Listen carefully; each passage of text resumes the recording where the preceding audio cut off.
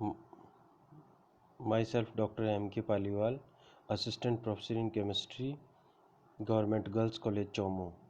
बच्चों, जैसे मैंने आपको कल बताया था कि हम बीएससी पार्ट सेकंड का थर्मोडायनेमिक्स फर्स्ट का नेक्स्ट पार्ट आज पढ़ेंगे, जिसमें आज हम जूल थॉमसन का प्रभाव पढ़ेंगे और उससे पहले हम जूल का नियम पढ़ेंगे। जूल का नियम क्या होता है और वो उसको कैसे प्राप्त किया जाता है, इसके बारे में सबसे पहले पढ़ते हैं। मुख्य रूप से आपको ये याद रखना है, जूल का नियम जो होता है वो ये होता है कि किसी तंत्र की आंतरिक ऊर्जा केवल ताप का फलन है। किसी भी तंत्र की आंतरिक ऊर्जा केवल ताप का फलन है, यही जूल का नियम है। या आपको ये याद रखना है कि आयतन में परिवर्तन के साथ आंतरिक ऊर्जा में परिवर्तन स्थिर आयतन का हमें मापन करना है। ठीक है, हमें यही जूल का नियम ध्यान रखना है। तो सबसे पहले हम बात करते हैं हम किस प्रकार से इसको प्राप्त करेंगे। यदि किसी निकाय की आंतरिक ऊर्जा U उसके आयतन V तथा ताप T का फलन है, तो U is equal to the function of V and T, जो कि समीकरण 1 में दर्शाया गया है, ये हो जाएगा। आंतरिक उपरोक्त समीकरण को अवकलित करने पर, अब हम उपरोक्त समीकरण को अवकलित करते हैं तो हमारे पास आ जाएगा du is equal to del U upon del V at constant T D V plus del U upon del T at constant V D T, जो समीकरण 2 में है। या फिर हम इसको ऐसे लिख सकते हैं D U is equal to del U upon del V at constant T D V plus C V D T, क्योंकि हम जानते हैं C V is equal to D U upon D T होता है, यानी कि ताप में परिवर्तन के साथ आंतरिक ऊर्जा में परिवर्तन। उपरोक्त समीकरण 2 में दो आंशिक व्यंजक हैं, आप देख रहे हो। समीकरण 2 में एक स्थिर ताप पर आयतन के साथ आंतरिक ऊर्जा में परिवर्तन है, जबकि दूसरा स्थिर आयतन पर ताप के साथ आंतरिक ऊर्जा में अर्थात ऊर्जा में परिवर्तन को दर्शाता है।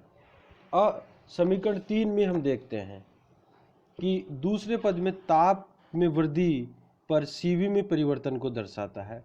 इसका प्रायोगिक मान सरलता से ज्ञात किया जा सकता है। इसके प्रथम पद को गैसों के लिए ज्ञात करने के लिए जूल ने एक प्रायोगिक विधि दी, जो निम्न प्रकार से है। चित्र में जूल की प्रायोगिक विधि दे रखी है, ये वाली, ये जूल की प्रायोगिक विधि है और ये जूल ने बताई कि इसमें क्या होता है। क्या बताया इसमें कि चित्र के अनुसार दो बल्ब ए व बी लेते हैं, ए व बी बल्ब लिया हमने और जो परस्पर एक स्टॉपर द्वारा जुड़े हुए हैं। बल्ब ए में गैस भरा है तथा बी को निर्वात युक्त करके इन दोनों बल्बों को जल से भरे एक बर्तन में रख देते हैं। इस बर्तन में एक विडोलक व एक थर्मामीटर लगा रहता है। विडोलक चलाते हैं जिससे बल्ब व पात्र का जल एक दूसरे के साथ उसमें साम्य स्थापित कर ले।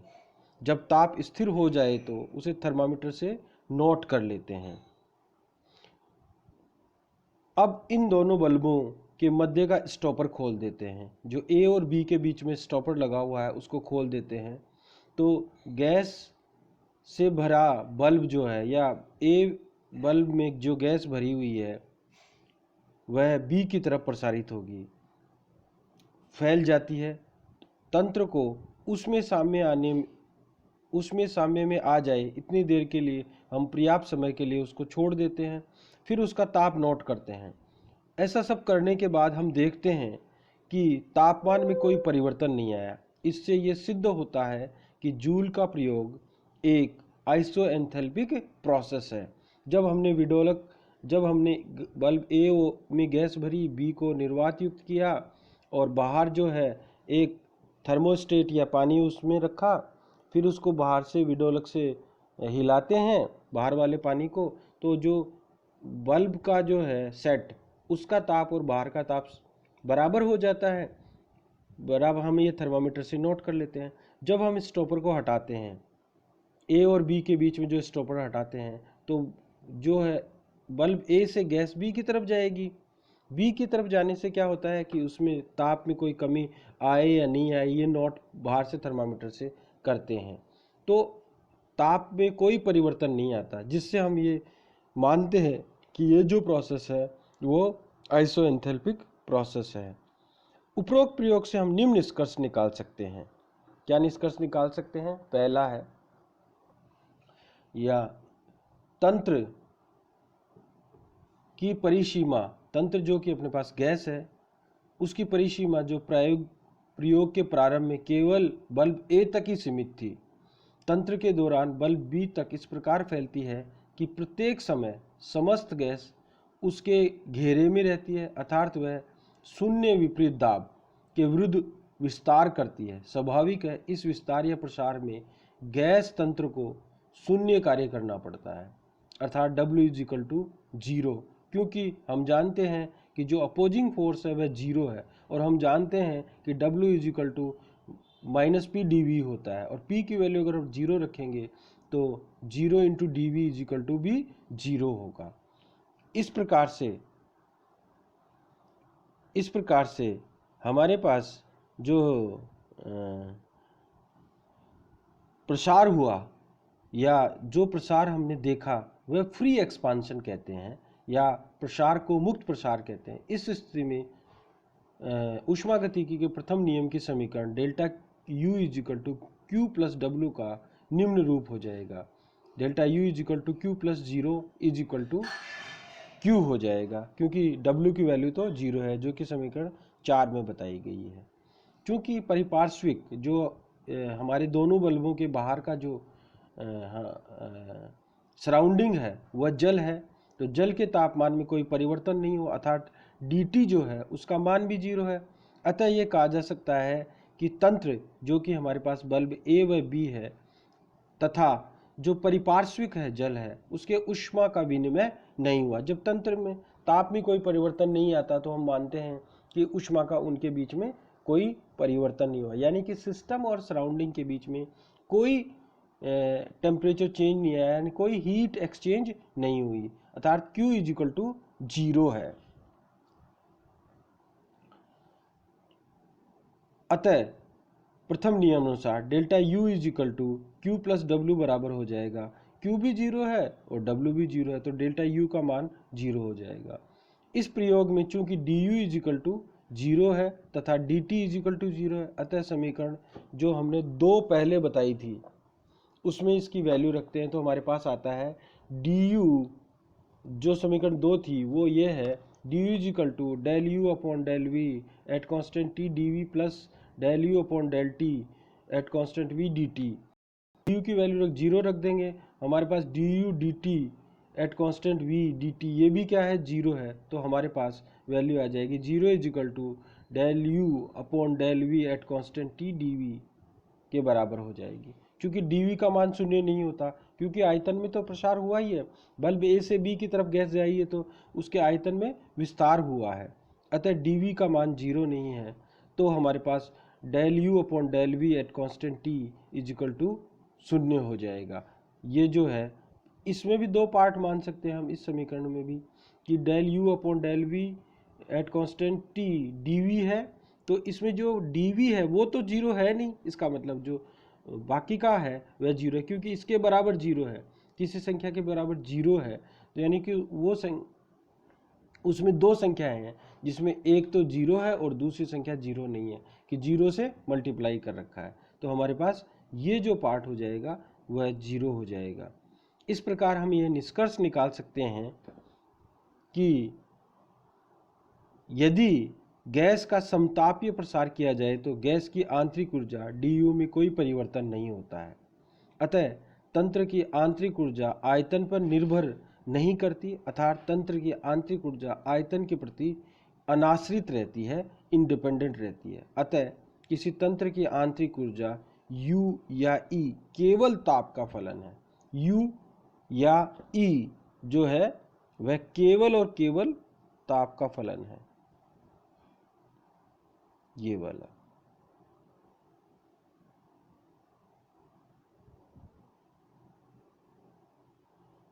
केवल और केवल ताप का फलन है। जूल का नियम केवल आदर्श गैसों पर ही सही ढंग से लागू होता है।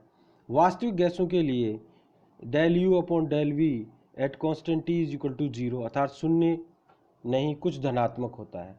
द्रवों व ठोसों में डीवी का मान शून्य मानकर हम ये कह सकते हैं कि आंतरिक ऊर्जा केवल ताप का ही फलन है और ये जूल के नियम के अनुरूप है, क्योंकि ठोसों व द्रवों में आयतन परिवर्तन का मान लगभग शून्य होता है।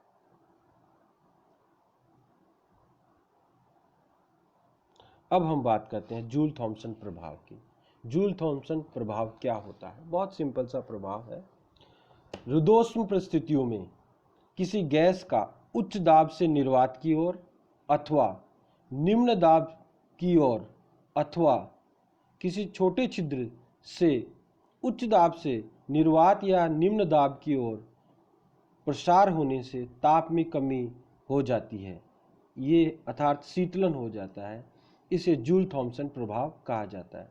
सिंपल सी बात है कि रुद्धोष्म परिस्थितियों में जब किसी गैस को उच्च दाब से निम्न दाब की ओर या निर्वात की तरफ किसी छोटे छिद्र से गुजारते हैं तो उसके ताप में कमी आती है, यानी कि उसका शीतलन हो जाता है। आपने कभी महसूस किया है कि बैलून में आप हवा भरिए और हवा भरने के बाद आप उसमें छोटा सा छिद्र करके अपने गाल पे लगा दीजिए, जब हवा निकलेगी तो ठंडी निकलेगी, तो मतलब अब उसको आयतन ज़्यादा मिल रहा है, तो उसका प्रसार हो रहा है, उसका शीतलन हो रहा है। ठीक इसी प्रकार से आप देख सकते हैं कि आप अपने मुंह से बहुत धीरे धीरे हवा निकालेंगे तो अंदर का जो आयतन है वो तो कम है और बाहर का आयतन ज़्यादा है, यानी कि गैस प्रसार हो रही है।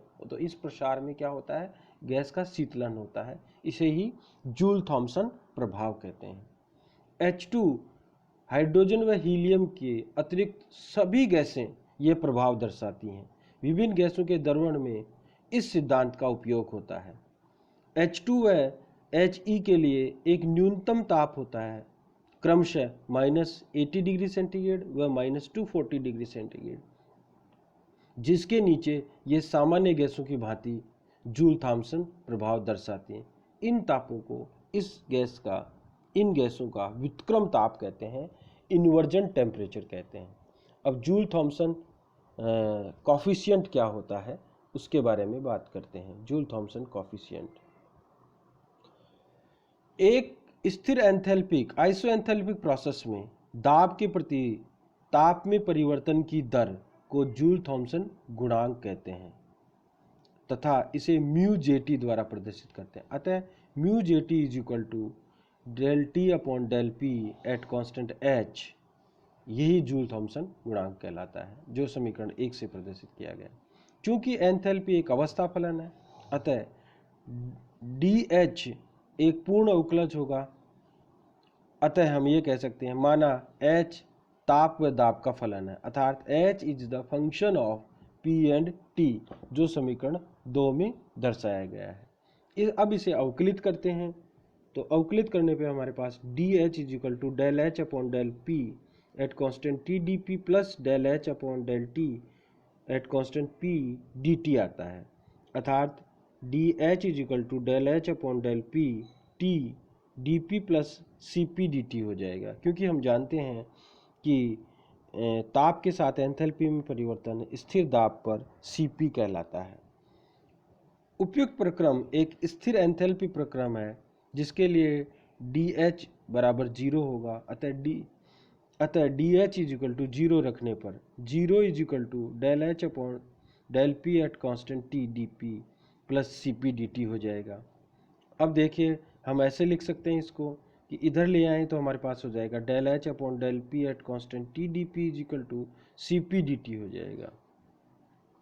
अब हम इसको दोनों तरफ डी सी पी से